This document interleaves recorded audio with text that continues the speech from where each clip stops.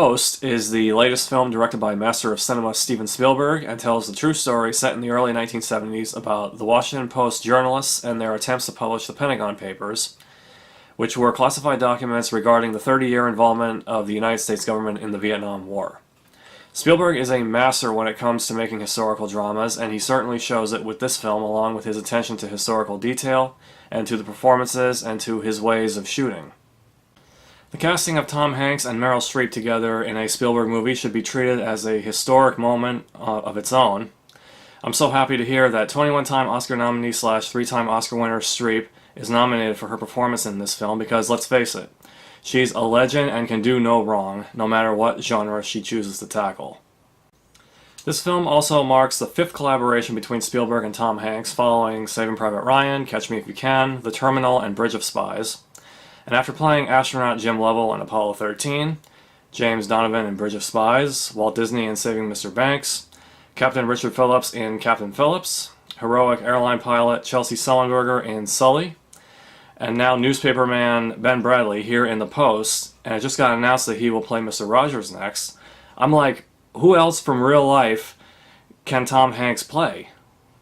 Yes, and he is just as good here, as is the supporting cast, which include people like Sarah Paulson, Bob Odenkirk, Tracy Letts, Bradley Whitford, Bruce Greenwood, and Matthew Rhys. Even though this true story is marvelously told here, it does have the feeling of not having the same punch both narratively and emotionally as the majority of Spielberg's other historical dramas. Maybe because it was made in like 9 or 10 months while Spielberg was in the early stages of post-production on his upcoming effects-heavy adaptation of Ready Player One, which will be out at the end of March, and so therefore the film might have the feeling to some people that Spielberg had filmed the first draft of a script, even though I know that is not true. This is not the first time Spielberg has filmed a small-scale movie while focusing on completing a large-scale, big-budget film. He did that back in 1993 with filming Schindler's List, while focusing on completing Jurassic Park. The fast-track approach to making this film all of a sudden will show to some people, but it doesn't matter.